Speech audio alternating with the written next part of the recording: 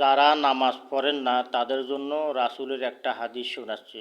নবীজি বলছেন, মান কাফারা সলাতান ফাকাদ কাফার। যে ব্যক্তি ইচ্ছা করে এক ওয়াক্ত নামাজ তরক করলো, পড়ল না, সে যেন কাফের হয়ে গেল। কি মনে করেন?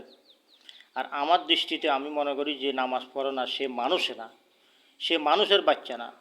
কারণ হিন্দু এবং মুসলমানের মধ্যে পার্থক্য হলো নামাজ। হিন্দু পূজা করে, মুসলমান নামাজ পড়ে। তো আপনি যদি নামাজ না পড়েন তাহলে তো আপনি হিন্দু সমতুল্য হয়ে গেলেন, হিন্দুর থেকে আরও খারাপ হয়ে গেলেন। কারণ সে তো তার ধর্মের প্রতি তার একটা ভালোবাসা আছে, সে পূজা করতেছে। কিন্তু আপনি তো মুসলমান হয়ে আপনার ধর্মের প্রতি আপনার ভালোবাসা প্রেম কিছুই নাই, আপনি তো ইসলামের কোনো পূজাই করেন না।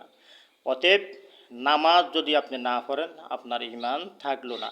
দেখুন, নামাজ পড়লে কত সম্মানী। আপনি যখন আল্লাহু আকবার বলে নিয়ত বাঁধেন, হ্যাঁ, তখন রাসূল সাল্লাল্লাহু আলাইহি ওয়াসাল্লাম বলছেন, মানুষ যখন নামাজ পড়ার জন্য নিয়ত বাঁধে তখন আল্লাহ রাব্বুল আলামিন ফেরেশতাদেরকে বলে, হে আমার ফেরেশতারা, আমার বান্দা নামাজে দাঁড়িয়েছে, হ্যাঁ, তোমরা আমার বান্দার আমলনামার থেকে সমস্ত গুনাহগুলি তার মাথার উপরে ছেড়ে দাও। যখন আমি আপনি রুকু করি, সেজদা করি না, তার মানে নামাজ পড়ি, সমস্ত গুনাহগুলি আমাদের আমলনামার থেকে একটার পর একটা জোরে জোরে পড়ে যায়। নামাজ পড়ার কারণে একটি গুনাহ আমাদের আমলনামায় আর থাকে না। আর আপনি যখন সেজদার মধ্যে গিয়ে বলবেন সুবহানা রব্বিয়াল আলা, আল্লাহ রাব্বুল আলামিন বলতেন সাব্বাহাতানি সাব্বাহাতু, হে বান্দা তুমি আমাকে পবিত্র বলেছো, তুমিও পবিত্র। সেজদার থেকে উঠার আগে তোমার সবগুলি গুনাহ আমি মাফ করে দিব।